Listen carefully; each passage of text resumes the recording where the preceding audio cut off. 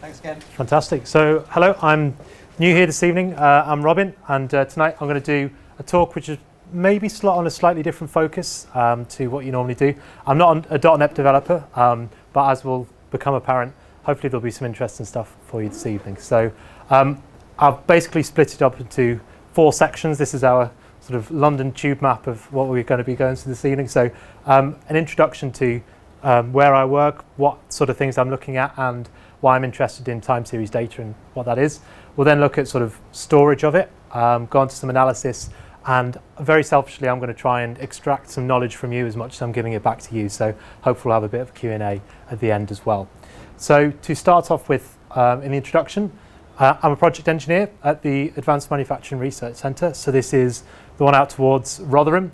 So I have a sort of a bit of a split personality in that I trained as an engineer, but I'm now a developer. So I spent the last couple of years doing development, and I sort of straddle the bridge between the two. So I wouldn't say I'm a superstar developer, nor am I a sort of a battle-hardened engineer, but hopefully I combine enough of the two to have a sort of an interesting contrast between them. So the main part of my job is implementing Industry 4 tech in UK manufacturing.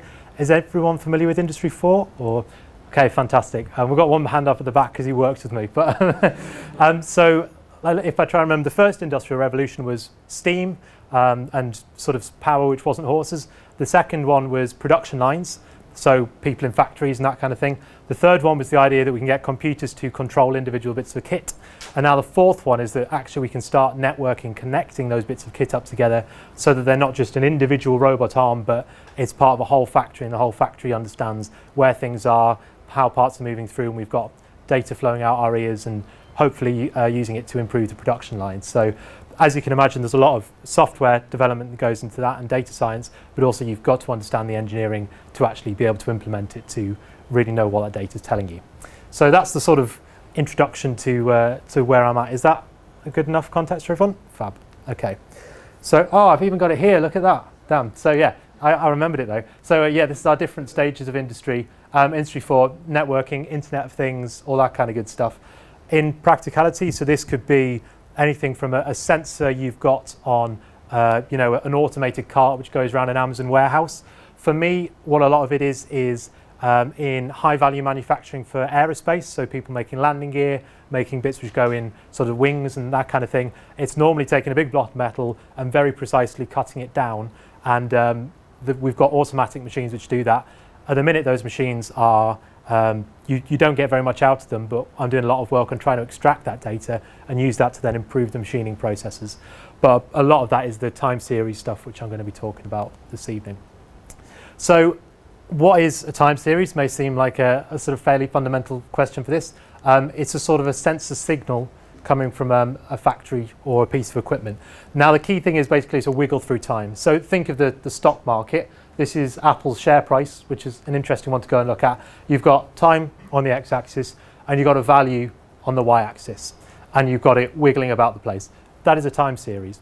Now, what's interesting is that you get very, very little context with a time series. You get a timestamp and a value, and you're trying to do analysis on something which really doesn't give you much more. Now, if you're, say, in a financial institution, you're dealing with credit card transactions, you're going to have information about the user, you're going to have information about the branch where it's happening, about the credit card, about their previous spending. With time series data, we really don't get that much, so it requires some quite extensive analysis to draw out even anything vaguely interesting or useful. So this can be a stock market or something like that, but the actual value of it can be a temperature sensor or anything like that. So as an example, I've got a motor. Now, as you can imagine, cutting big blocks of metal involves quite a lot of motors and that kind of thing. So for example, a monitoring strategy might be to look at the temperature of it. So for example, the temperature of the casing, look at whether the sort of the shaft you've got here and the bearings are vibrating, and whether sort of the current draw is what you're expecting. So this is, say, 3 sensors we're putting on a motor. If we've got sort of maybe 4 or 5 motors on a machine, you can see how actually just the number of sensors we're starting to build up is quite big, and this plays into that whole big data thing where actually the data sets get large, and as we're going to see, storage and analysis of them, the techniques you use to that can be quite, you have to do it correctly, basically. So in terms of sampling rates. Typically, you'd sample each of these sensors at 10 hertz, so 10 times a second. So that means 16 million rows or values per week per sensor. So we've got a machine coming up which we think is going to be the most sensed up machine in the world. It was called the Full Monty, which someone decided they take a machine tool, an old one about 15 years old, strip it right back to the bare bones, and then throw as many sensors at it as possible, and then build it back up so that we've now got this machine tool which was old but is now being implemented with the very cutting edge of technology. Now 120 sensors, as you can imagine, if we do 120 times 6 million, it's going to be a lot of data, and typically you want to save that for not just a day, not just 2 days, but you might want years of data. So this becomes a serious big data problem fairly quickly. So let's look at storage. Now I'm going to make some outlandish claims, and if they're right, there'll be silence in the room, and if they're wrong, then you guys can sort of tell me that I'm wrong and I'll learn something. So the most obvious one, I guess, is a SQL or SQL database. They're proven, so you'll find them in most businesses. They're well understood. They're fairly easy to learn, I'd say, and you can get them within most businesses. Now, manufacturing, where I work, is a latent industry, whereas digital tech seems to be fairly cutting edge. In manufacturing, especially when it's something which is going to be going into the sky in an engine, so a jet engine, and you want to make sure it doesn't break. Obviously, there's going to be a lot of procedures and a lot of reliance needed in there. So it's not a business which is, or an industry which is particularly interested or cutting edge with your new technology. So when we say, is it available within most businesses, actually, that's quite important, because sometimes the really cutting edge technology may not be. Maps well to objects, so this is a really important one. If you think we've got a motor there I just showed you, we can sort of store a motor object in a relational database and then pull that back out and have the same for the bearings. We can have the bearings as objects. Hopefully we'd agree that in a relational database, pulling objects in and out is what it's meant for. But the trouble is, even though it's great for that, it really can struggle at large data sets, both for the flexibility and for the size. And as someone who's crashed a couple of databases before, I know that if you get things wrong on this scale because of the quantity of it and because of the lack of flexibility, if you've got millions of rows of data and then you want to go change something, actually with a relational database, it can go quite badly wrong. So of course the other option is a NoSQL one, which was sort of designed with big data in mind. So should be more flexible, should be more scalable. If you're doing distributed computing and that kind of thing, they're much better for that. I would go out and say, potentially contentiously, that they are much harder to pull objects in and out of and to manage the relationships between those objects than an SQL database. Do we think that's contentious, or do we think that's fair to say? There might be someone in the room with a really good sort of object relationship mapper. Go on. It depends how you model it. Go on, yeah. So if you model your documents in a way that relationships are kind of embedded inside the other ones, then they have implicit relationships. Yeah. Instead of like normalized data, which is like relation. But then you do end up with duplication. Yeah, because my understanding is that whereas in a relational database you'll have constraints which will mean that if you're going to make sort of relations or foreign keys to other databases or other tables, those are enforced. Whereas, is that true always of an object database, or is that? Okay, depends. That's an interesting one. Okay, so it looks like that sort of could be true if mismanaged, but maybe not true if you do it correctly, which is interesting. What's your definition of a NoSQL database? What? You confused me there. Well, this is one of the things we'll get onto later, is the actual formats you can use, and especially when we're looking at things like Hadoop and building upon frameworks upon frameworks upon frameworks. Actually, the definition of what something's relational, what's a document database, what's a SQL, what's NoSQL, I do think gets a bit muddled. Have you got any thoughts on, Because I'm a bit confused, because Google Spanner, I think that's a relational database, but it uses big data technology, and this CockroachDB, that's a relational database, but that's similar to Spanner database, but I'm not sure whether that is considered a NoSQL database, or whether that's considered a relational distributed database. So yeah, and the definition of NoSQL has changed over the past few years. So because with Cassandra, that didn't have a query language. Over time they carried a query language called CQL. Now, it's not like a full-blown SQL language, but it allows you to do similar things except joins. That's interesting. Well, I think that's a fair point, and it's probably it'll come out in this, and it'll come out later, that actually the way frameworks are moving is quite hard to put them in different camps. And I think that's a really valuable point, actually. And remind me when we get onto the Parquet format, or Parquet, if you say it correctly, format later on, because I think that's an interesting one on that line. So, in terms of your relational options, like I said, for traditional manufacturing where you know you're going to be able to get a relational database, there's different ways we can put our data into tables. So the most obvious one is that you have a timestamp, and in sort of that applies to a row of data. So if we take our motor analogy, you'll have a temperature, a current, and a vibration value, which are all associated with that timestamp. So we've got sort of one column for each individual sensor, which you can see here, and they're all inserted with one timestamp. Dead simple. The trouble is it's not very flexible. Now if you come and say this sensor's changed and it's now, instead of a vibration sensor, it's a strain sensor or some other kind, or a sound sensor, we're going to have to update our whole database or a whole table, which could be quite tricky. And it could be, what happens if you move the location of it, and if you called it, vibration bearing 1, but actually you've moved it to bearing 2 now because it broke and it's gone to a different one.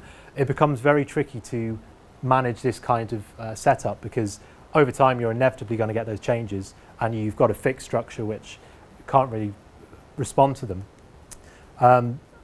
It gets even worse. For example, for for vibration, we may not just want one value, but we may want to extract multiple values. So we might want to get the mean, the maximum, the min, and say the frequencies of those vibrations. That means you're going to have to add on additional columns all the way across until you maybe have a 200 wide database, which can be probably maybe bad practice, but actually I've spoken to some guys where they said, sometimes that might just be the best you can do with the data you've got. Now, so with this one, with the three sensors, we basically get 6 million rows per week. Now, here we go. You're going to love this. Nice bit of animation. In memory, this is how it's stored. So you sort of have your row, and then your next row, and then your next row from this one, and this one. And of course, as we read across, your speed of recalling your time series data is fundamentally limited by the separation and how much scanning you have to do across here. You'll have indexes, but there's still going to be a level of scanning.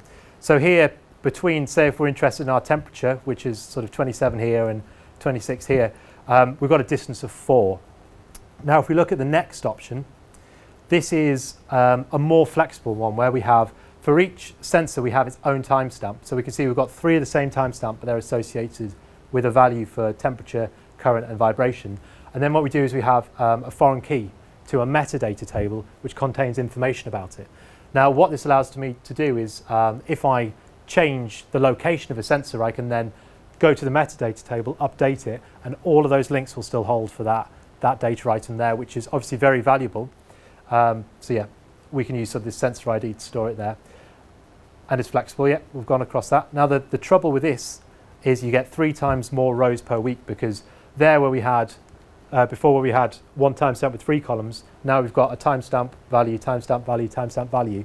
And if we go up to, like I said, where you might, for a sensor, extract multiple values, so you might have, a maximum, a minimum, and that kind of thing, it can get a lot worse.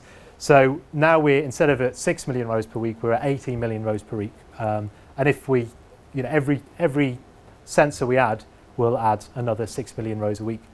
Now, the trouble with this is then that in our data, or in our memory, we've got the temperature here. The next one isn't until we get across here. So they're now separated by a much wider gap, which will be worse the more sensors you have, which means you get basically fragmented memory, and it's much slower for reading. So what I took from this is, I don't think there's a sort of a silver bullet for it. I think your increase in flexibility decreases the performance of your database, and really you've got to choose where you want to sit in there. If you know you're going to have a precise structure which is always going to hold, you want to go for the performance of the first one. But if you are looking for flexibility and you need to facilitate that, the addition and subtraction of sensors, for example, or you put new ones in, change their locations, update where they are, that kind of thing, then you're going to need that flexibility. So has anyone got any thoughts on that bit? Have I erred, or would we agree in general with that? Yeah? Okay, nodding, that's encouraging. Okay, so the next option, obviously this is all our relational kind of stuff. Oh, hello. Seemed to duplicated. So the next one is the Parquet. So this is going to a new, better way of storing, which is probably a bit more complicated and takes a bit more setting up both the framework and the processing, but may give improved performance. So it's a sort of self-describing format built on Hadoop, which I'm not an expert with, but I understand it's sort of distributed storage and analysis framework, and there are multiple frameworks built upon those like Spark, which go on to build upon these capabilities. And what it does is basically store data in columns, making it much more efficient. So here we basically have the same data we've just seen. We've got a timestamp with our values, the next timestamp with our values, and the next one with this. But in the Parquet format, we have all our timestamps together in consecutive bits of memory and all our temperatures together.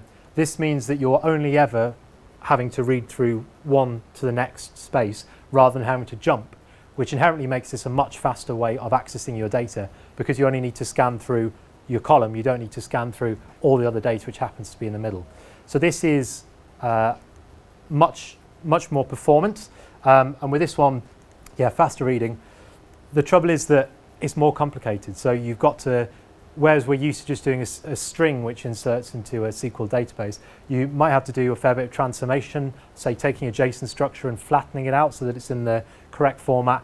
All that's going to take time. And actually, if you want, say, data which is in real time, if you then got to add this sort of latency onto it, then it may subtract from the value of your speed of getting your data, because actually you're now getting it, say, 2 or 3 minutes behind time when a job to process it into the correct format has been done. And the other part is that you need new ecosystems. So you need to, instead of just sticking on a SQL database like anyone in an IT department up and down the country may be happy with, you're going to have to install and learn a new ecosystem, a new framework, how to use it, how to maintain it. And that can be quite challenging, and people may not want to take the risk if they're managing mission critical sort of pieces of tech, and they're going to need the training. So again, I don't, even though in terms of the technical performance it may be better, I actually think in terms of a business solution, maybe we're better off sticking with the SQL databases for the kind of thing we have. So has anyone got any thoughts on that so far? Or any experience? Has anyone got any experience with the Parquet format? No one worked with that before. Okay, interesting. The Parquet file format, and we might actually use it at our workplace at some point in the future. But my only problem with that file format is if those files are actually compressed, it means that we have to actually read the whole complete counter memory, decompress it, and that's going to take more resources. And then we could say, okay, I need to read that column, that column. So it reduces your disk requirements, but it increases your memory usage and CPU usage overall. It's a very interesting point, and I guess that comes into the sort of the trouble with translating it and storing it. It's actually an interesting point about the compression. I didn't think about that, but when you've got massive amounts of data, you may want to compress them into a format which you can store on disk, which may be not accessed every day, but maybe accessed sort of when you're trying to go through 3 years worth of records. That can be quite a valuable thing. So thank you for bringing that up. Yeah. The point of this format though is not to compress it, it's to actually, so you can actually chunk your data up across multiple nodes. So if you have 100 servers in a farm, you can just farm it all the kind of the computer by just keep slicing the data up. Yeah. So you can just say get the first 10 for over there, next 10 for over there, next 10 for over there, and that's why it's in that kind of format where you can chunk it up. There's the other format, you can't chunk things up into like bits where people can work on it. Yeah, So that's that's why it's quite good for like Hadoop and stuff like that. It's really like map reduce. yeah. That's what. Yeah. So I guess if you sort of have a day's worth of data or whatever it is, you can chop it up and go, well, you guys go sort that now whilst you. Yeah, that's interesting. That's a really interesting one. Thank you. So as a sort of a summary, we've said relational database the traditional way, but they do have some performance issues and flexibility problems. Emerging formats, like we've just spoke about, will probably be the the way to go in the future, but not in latent industries like manufacturing where they want to make sure that things work and maybe a bit scared of change. What I think may happen is sort of a hybrid model. So it may be that you keep your historic data, massive amounts of historic data in, say, a Parquet format, whereas you keep the last month of data in a SQL database. That may be a way to go forwards. It's not something I've done, and I think you'd have to choose a certain technology and really back it, because that would be a complex setup and you'd have to get all of your systems to then work in that way. Maybe you could put a microservice on the front. It's interesting, we'll have a talk on microservices where you ask it for data and then it decides how it's going to go get it. That might be another one. Not something I've experimented with, but again, that comes into those hybrid models. Another thing is moving to the cloud could probably be a really big one, because if we're saying IT departments may not be interested in learning these new frameworks and having to be responsible for installing them when they're not familiar with them and they're not comfortable with them, that might be the whole platform as a service kind of thing, where actually you can spin up quite a complicated instance of whichever framework you're using and then not worry too much about the maintenance of it. So maybe somewhere between the cloud services and the hybrids, we may get a good answer. I don't think there's a silver bullet, and I don't think it's going to come in the next couple of years, but we're certainly on the way by the looks of things. And it's interesting what we've got from this evening as well. Does anyone think they may have another way to go about this, another way in their experience? Yeah? Could you not kind of determine when to kind of poll, would you just a mixture of options whereby you could poll at later intervals, or say detect some changes where you might want to start recording that data, where you might want to start emitting parts where the data might be similar to the last reading, where you're not necessarily interested in it, but you are more interested in when it starts to fluctuate or change. Yeah. Another way of cutting that on what you want. But that's it depends how much of that you need. That's a really interesting point. Yeah. So that comes a little bit onto edge computing. So a lot of what we do is, say if you sample a sensor at 60,000 times a second, there's no way that's going into a database. Typically what you do is you have your sensor or whatever, maybe a piece of equipment, your sensor into an edge device which will sample at ridiculous rates and may turn that into a summary for the last second. So you sample 60,000 times a second, every second do some processing to turn that into, say, the 5 values which are going to tell you about what's happened in that previous second, and only those 5 values are written to the database. It's a really good point, but actually you say about only writing stuff when it's interesting.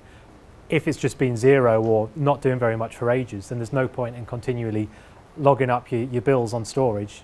If you can only do it when there's a significant change, that's a really interesting point. That's good, thank you. Cool, so with that sort of part on storage concluded, I'm going to move on to the part which is potentially a bit more comfortable for me, I'd say, which is analysis. So time series analysis is difficult because we have very little context, like we said. I'm going to go through a couple of different models you can use to do it. So basically, we want to understand what's happening here. What do each of these different things mean here? Now, the problem is there's different things at different timescales. So you can see in this, there's a general ramp in time over, these are different years, and this is actually seasonal air ticket sales, so flights. We can see there's, over time there's a gradual increase, which is sort of like a ramp up. But there's also overlaid on top of this on a shorter time scale, this sort of fluctuating up and down. And even on shorter time scales in that, you've got these little peaks as well. So we need to understand and separate out things happening on a macro time scale to a mini type time scale to a micro time scale and detach them from each other. So obviously that can be quite interesting because this peak here may be really significant in the context of everything else, but in this particular trend here, it doesn't look like it is because of all the other things going on top of it. So one of the biggest challenge, and if not the big challenge, is trying to separate that out.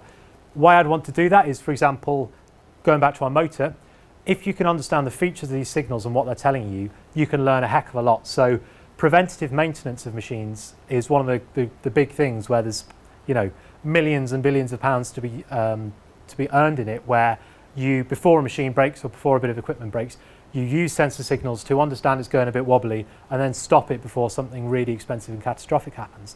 Now we can use sensor signals to do that kind of thing. So for example, if I had my motor and I had a big spike in my vibration signal, I might go, looks like something's just happened. Something might be something bad, or it might be someone's just dropped a spanner next to it. You just don't know.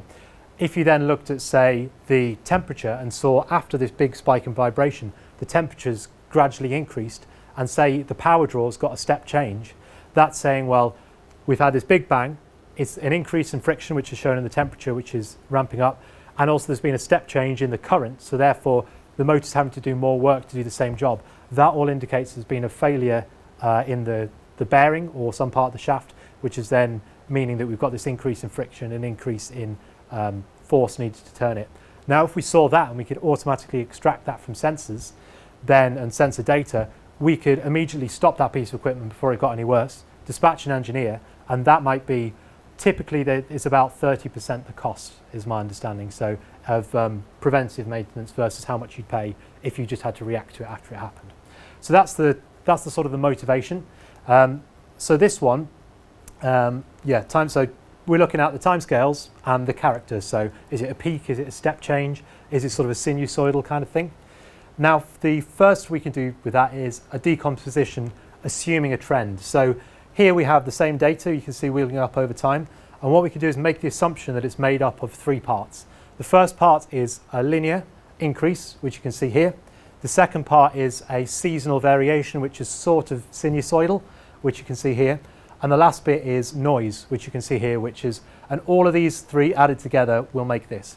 But what it allows us to do is we can see when we've subtracted the general trend, because air travel is just getting more popular, so there's going to be a general trend, we can then see whether this year is more popular or less when we've taken out the fact that it's increasing anyway.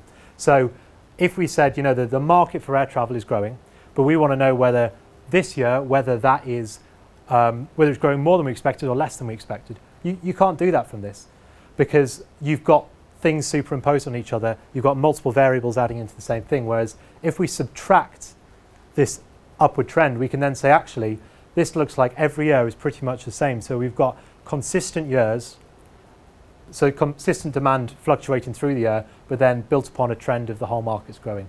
And then on top, you've got a little bit of noise, which might be, say, if there's a massive discount, you might get a spike. And if there's a terror scare or something, you may get a trough.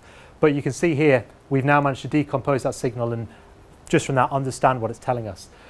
The trouble is that it sort of assumes, it makes an assumption, so good for ticket kind of sales, but we have to make those assumptions about those three parts of the data to then do that kind of decomposition. That's not going to be true of all signals you get, so you can't always make that. So data like airline tickets, great, but for our motor, it's not going to do the job. Now the next one is a Fourier transform. So yeah, go on. Yeah, your trend line isn't straight. This one. Yeah. Yeah. So I'm wondering if you extrapolate the trend line, assuming the kind of year-on-year sales data is a constant factor, and that you get a different result from the sales data if you assume the constant trend line. So the two are interdependent in some way, and there must be some, I'm guessing there's been some guesswork as to working out exactly where that interdependence is. You're absolutely right. Yeah. So this isn't the output of the analysis I've done. I have done this analysis on data before. Like you say, you've basically got one variable and you're trying to extract three variables from it. Now, anyone who's done simultaneous equations, you can't have one equation and extract three different things from it, which is why you have to make these assumptions about their nature.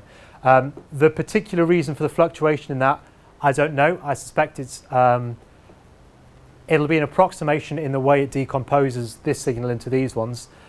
Whether that should be a straight line and isn't because it's flawed, or whether it's a more sophisticated analysis which is actually separated out this so that this is basically static and doesn't change. I don't know. It's a good question and one I'd have to read up on to double check. But good spotting, and as an overview of this technique, hopefully it's there. Any other questions on that one, or are we happy with that? Cool. So the next one is one if you did a lot of maths, you may recognize as the Fourier transform. Now what this does is takes a signal like this you can see in red, which is a value on the y and then time on the x, wobbling through time, which seems almost random. And then what it says is, I'm going to make the assumption that this is made up of only sine waves. so that there's multiple sine waves at different frequencies, and if I add them together, they'll make this. And so what we do is we translate into the frequency domain. So here we have on the x of frequency, and we can see these spikes here at 3 different points, which tell us these are the 3 frequencies of sine waves which make up this signal, and you can actually see them there. So you can, if you added sort of across that sort of line, you'd get basically the point in time here by adding those 3 together. Now this is great for, say, the human voice, or it's how auto-tune works. So when you sing into a microphone, you speak into a microphone, there's only wobbling. There's wobbling of sound, which is essentially sinusoidal because it's coming from your vocal cords, and you can then extract those frequencies to work out what notes or what frequencies they are, and then if someone's a bit off, you can just bump them over to the correct one. Is sort of an auto-tune kind of thing, but it's also great for bearings and things like that. If you know that they always, think of a fan, if they always make a low rumble and then suddenly you get a high squealing, this will tell you, and that can then help you understand. But again, the trouble is this assumes that the signal's always sinusoidal and that it's static. So you see that these don't change throughout time. They don't ramp up and ramp down. They're always just the same. Now, I used to work in power stations. In power stations, you have a massive, great big fan on the end, which draws air all the way through your burners, through your air processing and that kind of thing. And that fan just turns all day, all year. So it would be a good candidate for this. But if you've got a dynamic process like a car, which is speeding up and slowing down, suddenly we can't assume that an entire journey is going to be made up of one static type of signal. So again, this falls a bit flat on its face. The next and final, it's good for vibration sound, final one is called wavelets. So has anyone come across wavelet transforms before? We've got a wavelet transform in the back. Fantastic. So this is possibly the closest I've got, or the best we can do. The data you see in the top, this is from El Nino, which is basically a part of the ocean which is supposed to be indicative of storms and tropical storms and some of the big storms which hit America. So the global warming affects the temperature of the sea here, and the temperature of the sea is supposedly very indicative of the kind of natural disasters you get. So people are interested in understanding the temperature of the ocean at this point because it'll tell them a lot about the way the world's changing and how we can predict things like our say, for example, tornadoes and cyclones. Do they happen every 4 years anyway? Or have they increased over time? That kind of thing. Now, because this is really spiky data, what we can see is here, this has gone through a wavelet transform, and we get a much smoother kind of data. Now, a wavelet transform is kind of tricky to explain, but it's like a Fourier transform, but on a finite scale. So you have a wavelet, which will typically be something like this, and then it'll peter off so that it's 0 at both ends and then tends to a maximum in the middle. And it's sort of like a sine wave, but if you imagine a sort of envelope where it's nothing grows and then compresses, applied to a sine wave, you get that sort of thing there. And what that allows us to do is understand not just sine waves or ramps or curves, but allows us to do a generic filtering based on the time scale of a signal. So what's happened essentially here is we've taken data through, I think that's through days, or maybe, sorry, no, that's years. Is it? No, I don't know. It's some time at the bottom. And then filtered it to remove some of the noise. So we might have removed features which are less than a day in duration. Now that's fantastic, because that then gives us the capability to say, like I said, separate out something which happens on the time scale of a minute, which will be different to something which happens on the time scale of a year. If the temperature in my bearing was increasing over 4 weeks, I'd probably be worried. If it increased over 3 minutes where it was just ramping up, I wouldn't be worried. So actually something which is just a ramp, by applying this kind of wavelet transform, allows us to really understand what's going on. So it's a filtering technique, and what we could do is then apply another level where we get rid of some of these even shorter timescale things. So for example, these spikes, we could then apply a second level and get rid of it. So a low pass filter, are people happy with that, where it only lets frequencies through which are lower than the filter is set? You can use it as a dynamic low pass filter. You can say, I only want to see things below 1 minute, and it gets rid of everything above. And that gives us this ability to window things into different sections. The other thing is it maintains sharpness. So you can think a mean is basically a low pass filter. If you have loads of wiggles through time, you take the mean, it'll smooth it off. But the trouble is, if you've got, say, a step change and you do a mean of that, it'll give you a very smooth change. A wavelet won't. It maintains the sharpness and the response where you need it, but then gets rid of the the fast fluctuations where you don't want them. So excellent for separating out features on different timescales. Just to really bog your minds, this is the same data. So this is still the same El Nino data I've just shown you. But a special thing you can do with a wavelet is turn it into a spectrogram, which is what you see here. So on the bottom, we've still got time. But on the y-axis, this tells us the period of signal or repetition which is dominant at that point in time. So we've got our scale here. The sort of the deep red is the dominant bit. So what we can see here is, say in 1986, there's a really big deep red bit which corresponds to 8 years. So that would tell us that actually, if you looked at the data purely in 1986, it would look like our tropical cyclones and our temperature fluctuations are on an 8-year cycle. Whereas if you looked at it, say, in 1999, that's corresponding to a 1-year cycle. So that's saying, actually, what looks like is happening is that this repetition is every year. And you can see that in this is sort of the overall. We can see there's a peak at 1 year, and we can see there's a peak at 4 years, or it might be 8 years. Yeah, let's say 8 years. And what that's telling us is actually the data here is repeating once every year and once every 8 years on average, but we can understand how it changes as it goes through time. So it's almost like a differential kind of thing where at every point in time it's changing, and this is why it's so useful. So I think if that hasn't blown your mind, it took me ages to understand them, but yeah, if that doesn't blow your mind, I don't know what will. So that's the end. We've done a little bit of intro, some good debate on storage. We've gone over a lot of the analysis, and now I'd just like to open it up and see if there's anything I can learn from you guys, and if there's anything I can clear up about the sort of the techniques I use or the domain or that kind of thing. So here is some questions which, if you're struggling, you may like to ask. So think, what techniques and softwares do you use which could be useful in so because you're obviously ahead, your industry is probably a lot more ahead than mine. Where are the bottlenecks in? So for example, is, like we said before, is unpacking the data going to be a bottleneck? Is it the analysis which is a bottleneck? Is it transporting it over HTTP?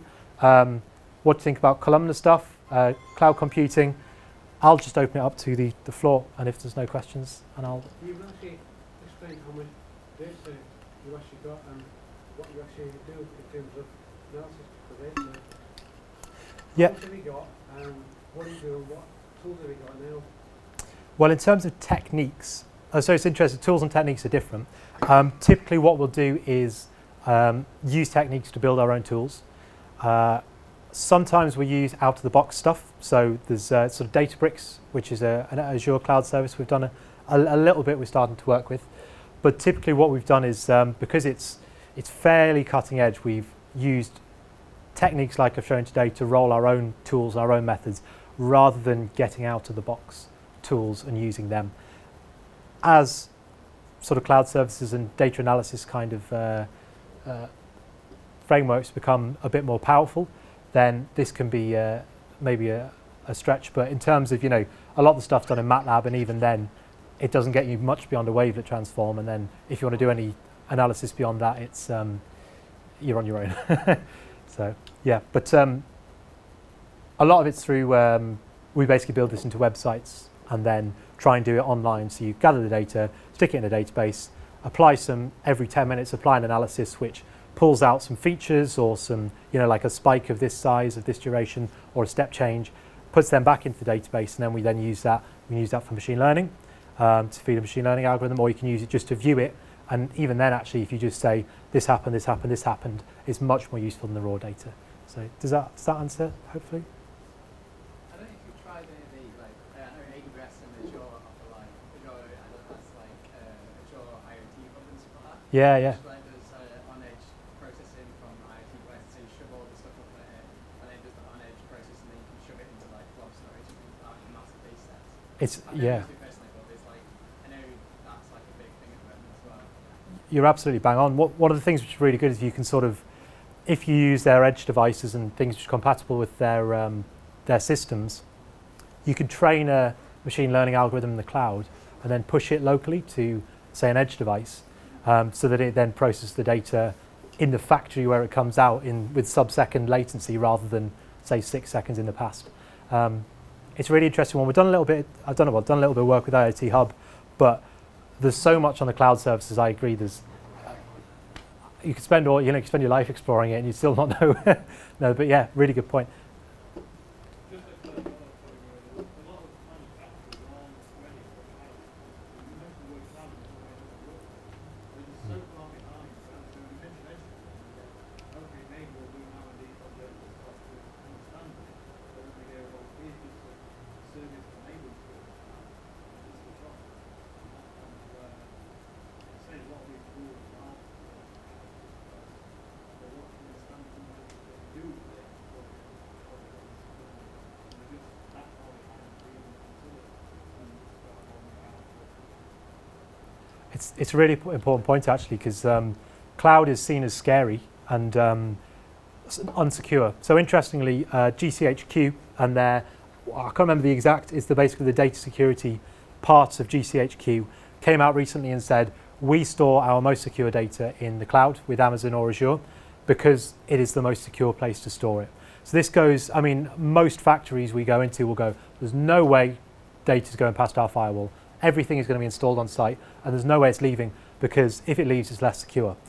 That's actually not what the people who are the experts in this are saying. They're saying that, an IT department of 4 or 5 people who are just using off-the-shelf, they're off-the-shelf tech, they're not experts in data security, they aren't going to be able to keep the perimeter safe around their data anywhere near as much as the army of people who have got PhDs in this, who are working on it, who have automated scripts and whole software teams around them to do it in a cloud service. So this is one of the big challenges, like Jonathan brings up, that we've got to do, is convincing people and having this change from it's safest behind your firewalls. It's probably not. It's probably safest in the cloud, and there it's most maintainable. You can do your database backups, you can do machine learning, you can easily deploy new updates.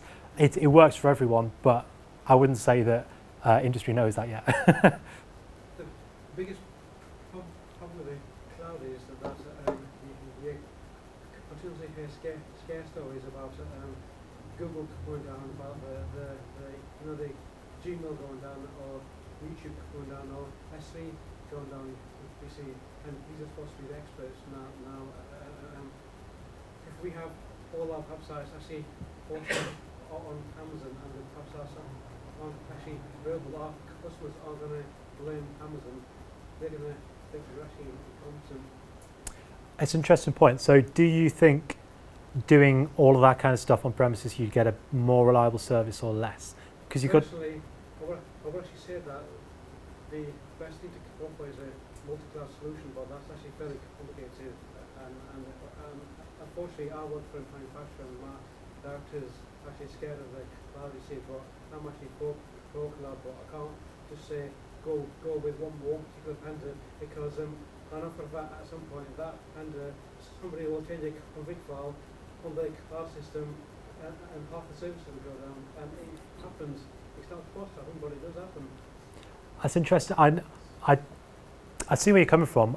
To play devil's advocate, I think that happens internally when you roll your own systems and you maintain your own systems, and people may think that, well, I guess it's down to each individual company, but I suspect teams within a business may say, we can do this better, but actually if you looked at the historical record, whether they would or not, that would be dependent on the business. But I'd be hesitant to say that cloud would be worse, would be my gut instinct. Is there a disagreement? Or? Everywhere I work, the SLAs are actually having everything on premise being less than the cloud. Yeah. But I think the perspective of it is completely different. So people, because it's somebody else's service, they manage it. You have to let them get on with it and fix it. As if it's in premise, you could throw people to it and say go fix this, and they think they're doing something about it. Yeah. Just waiting for somebody else to sort their problem out. You have no control, do you? And I think it's the control part what people don't like. That's right. Yeah. You're probably down more times than Azure or AWS, but at the same time you have no control if it does go down. As if it's on premise, you might go down more, but then you can throw people at it and fix it. And I think it's all about the control for it. That's really interesting.